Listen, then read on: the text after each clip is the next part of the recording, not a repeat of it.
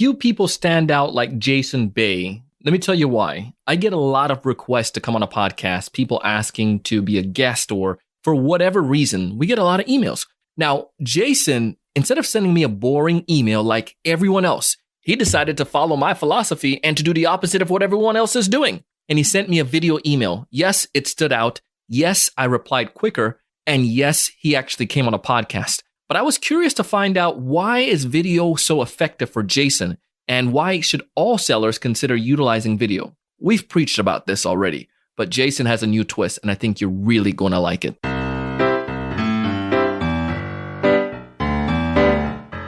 This episode is brought to you in part by mailtag.io. It's a Chrome browser extension that notifies you when someone opens your email or clicks on a link. Go ahead and check out a 14-day trial with Mailtag. Simply go to mailtag.io. This episode is also brought to you in part by TSE Certified Sales Training Program, a course designed to help sellers elevate their sales game, find more ideal customers, build stronger value, and close more deals. To check out our upcoming semester or to go ahead and take a free trial, go to thesalesevangelist.com/free course.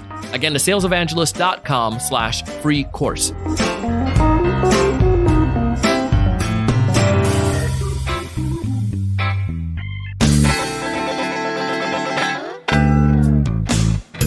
Hey, everyone. Welcome to another great episode of the Sales Evangelist podcast. I'm your host, Donald Kelly, the Sales Evangelist. And I'm so excited for another great episode. I'm so excited to be here with you on this Wednesday morning. And as I mentioned in the teaser, we got Mr. Jason Bay on the show, baby. And as I mentioned, Jason actually reached out to me. He sent me a video email. He stood out from everyone else. And I figured I wanted to pick his brain to see what made it so, why he utilizes video and why it works so well for him. Now, Jason has sales experience going way back to 2008 when he started selling six-figure house painting businesses as a freshman in college. He also managed close to 100 sales reps, producing millions of dollars in revenue, and he runs Blissful Prospecting with his wife, Sarah, where they help small businesses and mid-sized companies remove the stress from prospecting. And today, he's going to give us all of his secrets. So get your pens, Evernotes ready, and let's go ahead and dive into the episode. Welcome to the show, Jason. Hey, appreciate you having me on, man. I'm excited for this. Bro, I've been bragging about you because we actually had you, we took a screenshot of what you sent me, your email, and put it into our Facebook group where we were talking about how to be different and how you were different and how you stood out. Because I get a lot of requests for our podcast, and that's a good thing, right? So we're grateful for that. And sometimes I don't get a chance to respond to them quickly because I have to read too much. And yours, and I talk about this all the time on our show, but yours was just, you spoke to my need and you saw that obviously I want to get something quick and easy, and you provided that information, and boom, look at you. Now you're on the show. So. No, I appreciate you doing that. It's funny because when you're like a kid, especially the way I was raised, my dad was like, be very humble and like all this other stuff. So sticking out wasn't like a good thing. In sales, obviously, it's the exact opposite. You want to stick out like a sore thumb, hopefully in a good way, right? Well, I'm glad that stuck out, man. That's great, man. That's the best way you got to do it, man. So before we dive into all the fun stuff, man, I want to hear a little bit more about you. Tell us what you do, man. My wife, Sarah, and I run a company called Blissful Prospecting.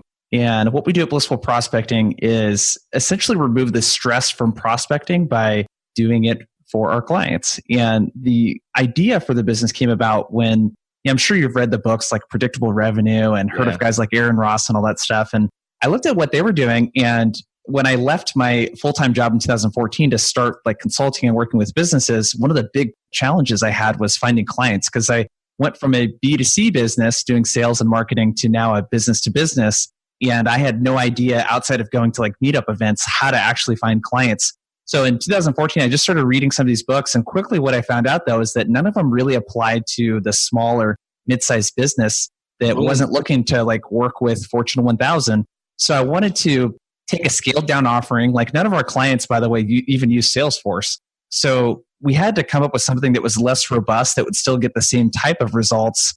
And the reason why we wanted to get into prospecting specifically instead of like marketing, for example, because I have a pretty big background in marketing as well, was that I wanted to work with marketing agencies. I wanted to position us in a way that, hey, there aren't a lot of companies. There are more now, but at the time when we started a couple of years ago, there weren't very many companies like saying, yeah, I'll work with a business that's under 50 employees. Like I'll help the business that doesn't really have any SDRs or may not even have heard of that lingo at all before. So what we really wanted to do is help those business owners that have to do a lot of multitasking and might be doing a lot of like the actual business development that don't have time to list build and personalize emails and send them out and coordinate scheduling. We just wanted to take all of that off their plate. It's amazing, bro. And congratulations on that. And that's, to be honest, that's one of the things that I saw too, because many of the companies that I work with early on in my career, they were small guys, right? The mom and pop, and what they typically have. And that's why I focus on we in that market as well, because a lot of them with the sales rep will come in, no training, no process. And the company is expecting this individual to thrive and to be successful. And then those sales rep wash out or leave or go somewhere else. And it's a vicious cycle. So we tailor our audience towards that as well and providing that content. And obviously our content benefits a lot of people from different size companies, but that's where I focus my energy and that's where our clients are. And this is amazing. So this is why I want to talk to you even more so, because I feel you bring so much value to the community, not only benefit small companies, but large organizations as well, especially with video. But some people are listening to this. You listen at mom and pop company down the road, they're making $1 million a year. They're still trying to grow their company as well. And, you know, the CEO, she's like, what is video? I mean, you're talking about like video, like YouTube. How are you talking about video prospecting? So why don't you break that down for us? What exactly is video prospecting? Yeah, I'm glad you asked that, because when I say video, because one of the best things I like about our business is that we do the exact thing that we sell. Like we prospect for ourselves too. Yeah, part of that is selling and explaining what we do. And when I say video, people are like, oh, like YouTube videos, you're going to help me be a content creator. I'm like, well, no, it's not quite like that. You don't need to do that, in my opinion, to prospect. So video prospecting is like, think about like when you write an email, I think it's fairly known knowledge these days that it's got to be personalized beyond using like a first name and a company name merge tag. You got to actually write something in there. So a lot of times you'll see people write the first two sentences. Hey, Donald, I listened to one of your recent podcasts about this topic and I got this out of it. So it's starting to become a little bit redundant. So even though that you're doing your research, you really have to, one thing that I've been learning in the last year or two, and I think this is what we struggle with as men, honestly, is empathizing with people, right? And giving them a chance to empathize with you. And with video, you put a face to the email and it allows the person to see that, hey, this is a person, right? I can see if I relate to them or not. No different than going to a networking event and like saying hi to someone. Like you get to see their body language, their facial expression, and you can get out that message in 15 to 30 seconds. So video is essentially saying, hey, we're still going to send an email or a LinkedIn message, but what we're going to do instead of the generic personalization that people are using is we're just going to throw in a quick video, because you can't fake video. And I think that's where you and I kind of started talking about this offline before we hit record. Everything in prospecting is heading towards you have to do it the right way or it really doesn't work that well anymore. And you got to think about the types of clients that you're attracting. If you are sending the murder by numbers, I'm going to send out 1,000 emails to generate 5 appointments type of situation, think about the quality of those clients. Because I've done that before mistakenly in the past when I started doing this, and the quality of those clients is just not really good. So if you want to work with people, like Donald, for example, or get interviewed on a show, like you have to stick out and show them like, hey, I'm a peer of yours, right? I'm reaching out as a peer. I'm not like some dude just sending out a ton of like spam emails, just hoping and praying that the numbers game works. So video is just plugging it in an email. And a cool thing, what you're sharing is that video is not like and again, it goes against the traditional stuff where we're saying like, numbers game, spray and pray mentality. It does take a little bit more work. But here's what I personally say when I have sales leaders ask me, well, do you want your sales rep taking all this time? I would rather have a sales rep that, and I'm talking about research, it doesn't have to be an hour-long research. You can find good stuff in 5 minutes. But if I was to send out, say, 10, 15 video emails and I got response from 8 of them, as opposed to sending out 200 or, over the course of the week, 200 or even one day, 50 emails and getting 3 responses via just text email, I would much rather get that video percentage because that's going to lead to much richer opportunities. And that's where I want sales leaders, especially small business owners, to be able to understand, like, this is not going to, the numbers may not be high, but your return is going to be so much better. Am I making sense on that? Definitely. And it's really taking what people in our industry call an account-based approach. Yep. It's instead of just getting a big list of people, I'm going to actually do research on companies and come up with a list of companies that I know are going to be a good fit. The difference is like going to the gym to lift, right? If you go to the gym and have like, oh, it's leg day, I'm going to be doing squats, I'm going to be doing leg press, I'm going to be doing leg curls or whatever your workout is. how much more efficient is that workout going to be when you go in there, you know exactly what you want to do and you've done like that preparation versus just going to the gym and winging it, right? Yeah. You could take twice as long and be half as effective. It's the same exact thing with this. Do all the preparation on the front end so that the people you talk to, you're not wasting your time. Like you shouldn't do like 10 calls in a week and like 6 of them are not a good fit. If you do the research up beforehand, if they're not a good fit, it's because it's not the right timing for them. You should know that the company is one that you can actually help and serve. I love that. Knowing that you can serve them before you do it. And I think with your gym example, that makes total sense because we've all been there where you've gone to the gym. You're like, bro, I'm going to go work out right now. And it's like, dang, what am I going to do? I think I'm going to do leg. What machine is that one? Can I do that? That looks all right. Let me go there. Next thing you know, and then you're opening up Facebook or YouTube or Instagram or whatever the kids are using these days. Let me get my snap. Let me get my snap real quick while I'm. Yeah. No, you're so right.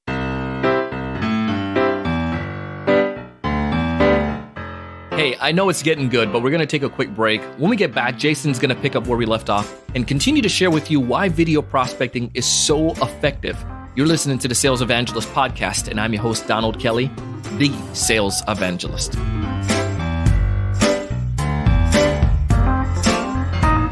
You meet this amazing prospect on LinkedIn. They're the right size firm, the right income, the right number of employees. They're right within your Goldilocks zone. They have a problem, and you can solve that problem with your software. You schedule an initial appointment. You send out an email to them and to a couple of their team members. You also send out some information about your firm, but you don't know if they're opening your emails or not. You don't know if they're clicking through and going to the web pages that you recommended. It's a Chrome browser extension that allows you to get notification when someone opens your email or clicks on a link. The coolest part is that you can schedule your emails for later. Mailtag.io has a free 14-day trial, so you don't have to take my word for it. You can go and test it out. And when you do fall in love with it, go ahead and use promo code Donald at checkout and get half off your subscription for life. Shh, don't go telling nobody about that now.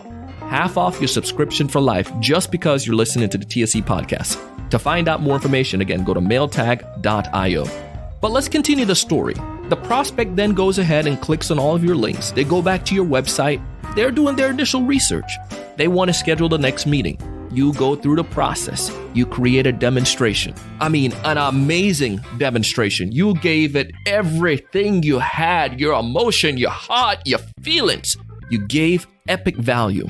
But still yet, when it's all said and done, they said, Thank you so much, Donald. Unfortunately, we are going with another vendor. We appreciate all that you did. Thank you. Devastated. I know that feeling. I've been there. You've been there. And it's horrible. But we can fix that. We fix that by helping you with TSE Certified Sales Training Program.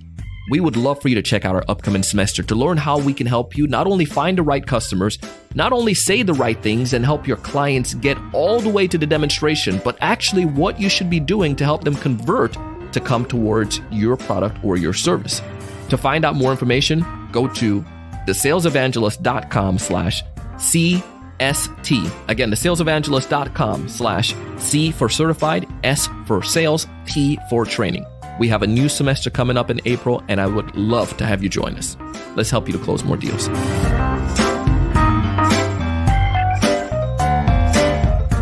Hey, as we dive back into the second half of the episode, we're going to pick up where we left off, and Jason's going to continue to share with you not only why video is so important, but how he's utilizing it and the ways that you can try it as well.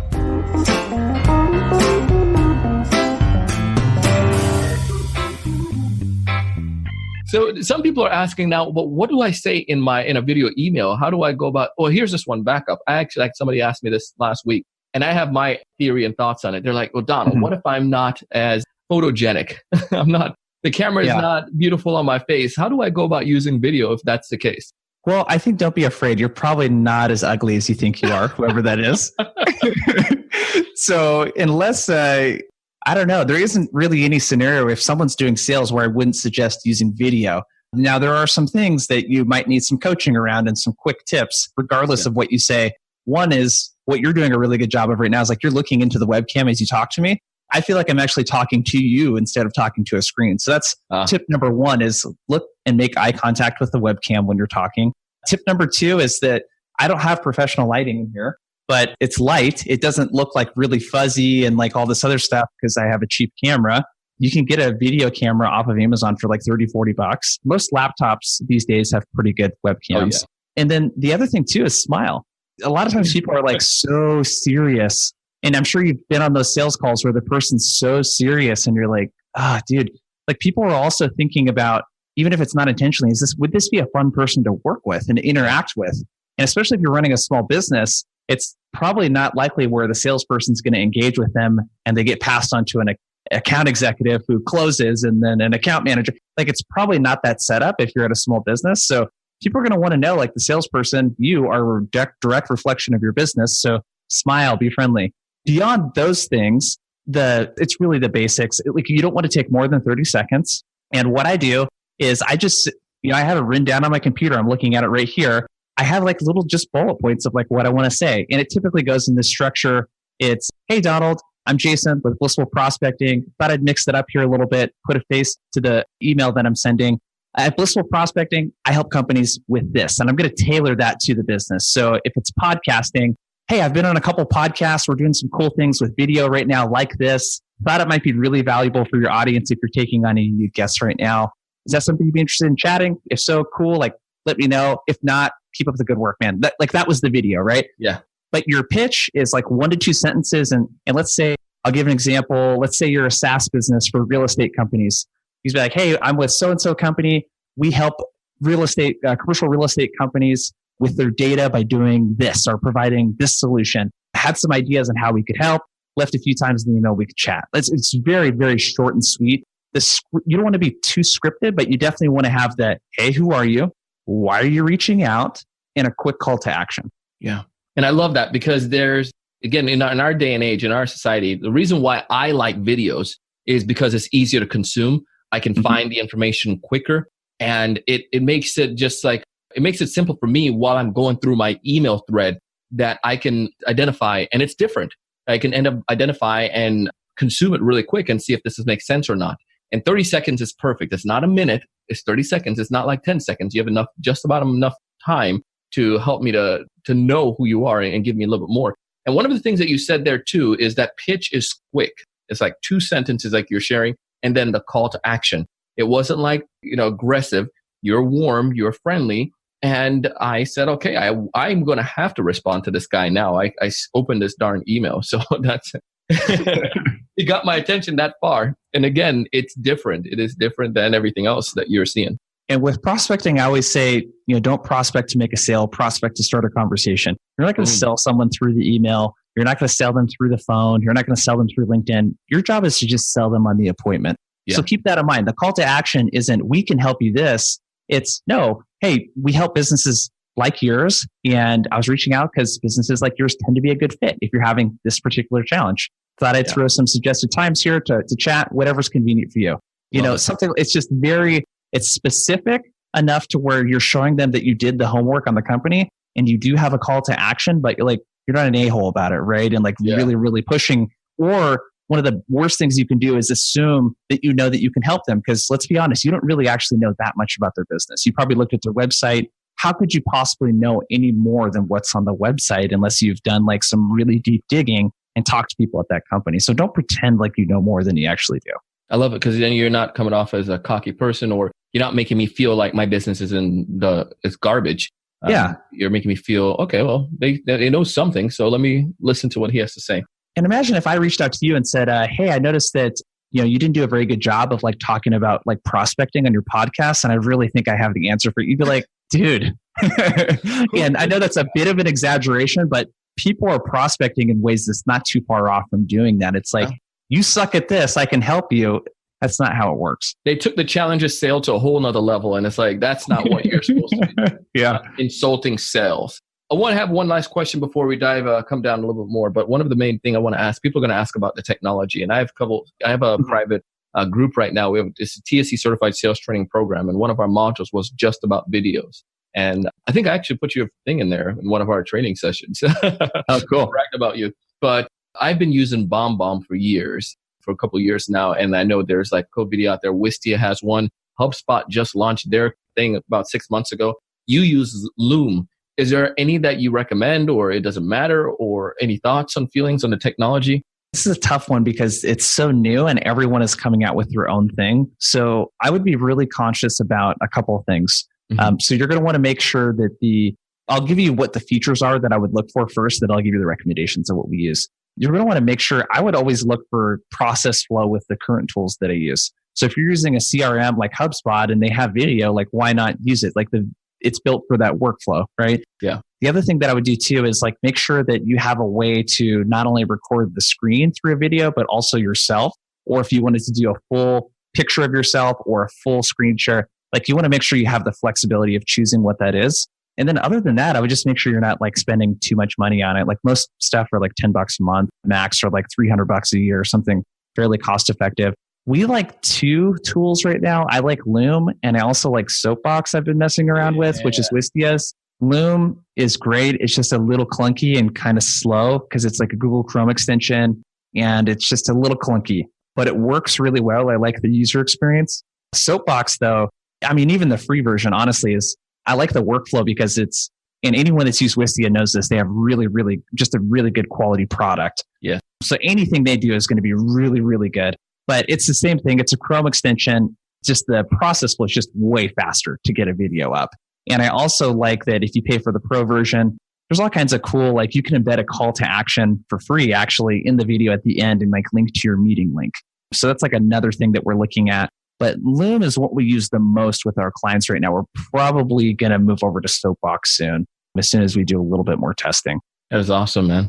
Well, if there's one major tip you'd like to leave for folks who are listening and watching listen to this episode, what's the one major tip you want to leave with them? So A/B test everything. So don't take what I'm saying, take it with a grain of salt because I'm talking in generalities. It's not specific to your situation necessarily. So before you say, hey, we're going to invest all this time and energy into video, why don't you just say, hey, if I normally reach out to 100 prospects per week, why don't I send 10 or 15 of those videos? And then let me see what happens with those. And I would treat everything like that. Don't ever, unless you see a lot of data behind someone's blog post or podcast, just say, I'm just going to start changing this thing. So with video, test it alongside of what you're doing. I guarantee it's going to work, but you're also going to want to test different areas of the email sequence too. So you might try opening with a video like I did with you, Donald, or you might say, actually, I guess the biggest tip I have is to prioritize your prospecting based on who is actually most engaged with the actual outreach. And the reason that you want to do that is if you're going to spend any extra time, personalizing or sending videos, a lot of the software these days allows you to actually see who's opening the emails, who's clicking on links, et cetera, and prioritize all your extra effort on people that are actually opening up emails and engaging with them. Love it, man. Well, if folks out there want to get in touch with you, what's the best way for them to go about getting in touch with you, Jason? Few ways. What I would definitely check out is I put together a special link for you guys at blissfulprospecting.com/Donald. And what you're going to find in that is like a 5-minute, like a PDF on how to get started with video in 5 minutes. So I have the tool recommendation. I have a word-for-word script of what to say, and then also what the process flow is for recording those. So definitely check that out. It's blissfulprospecting.com/Donald. And the best way to get a taste for us is just go to our website, blissfulprospecting.com. There's tons of great resources on there. There's a newsletter that we put out where I essentially consume content like this podcast 5 to 10 hours a week usually, and I consolidate that down into an email that you can read in 5 or 10 minutes. So it'll be like, hey, I listened to this podcast. Here's the one thing you should take away from this. Here's this tool I recommend. Here's a link to check it out. Those would probably be the 2 best ways to get in touch with us. Well, we sure appreciate your time today, man. The insight you brought us today. Thank you so much for coming on the show. Cool. This is super fun. Thanks, Donald. Anytime.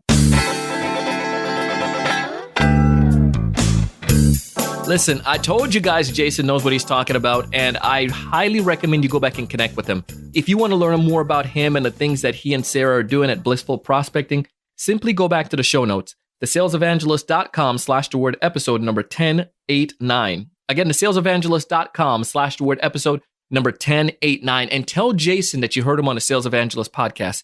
Dude's going to be so happy, so excited. You can also find links in our show notes to get back to their website, as well as connecting with them on LinkedIn.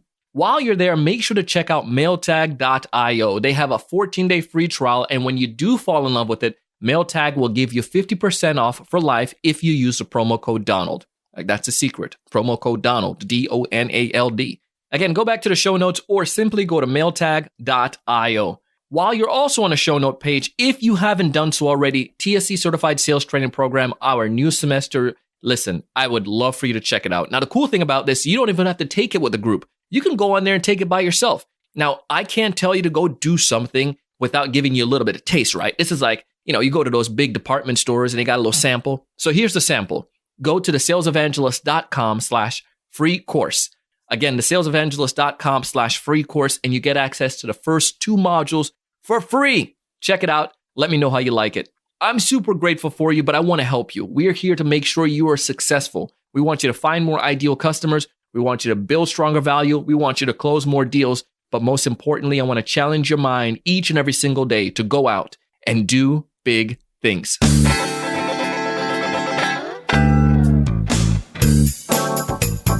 Hey, I hope you enjoyed the show today as much as I did. And if so, go ahead and leave us a rating and review on Apple Podcasts, Google Podcasts, Stitcher, iHeartRadio, Spotify, or wherever you listen to find podcasts. If you can share it with your friends, your colleague, your coworker, that would be greatly appreciated. Better yet, if you haven't subscribed, subscribe and show them how they can subscribe as well. Thank you so much. I truly appreciate you. Our show today was produced by myself and the Sales Podcast Network. It was edited and mixed together by the one and only Mr. Jershin O'Bale. Our content writer and show note creator is Mr. Shannon Rasmussen. You can find audio credits to this and all of our episodes in the show notes. And as always, I am your host, your coach, your mentor, your guide down the sales journey, Mr. Donald C. Kelly, the Sales Evangelist.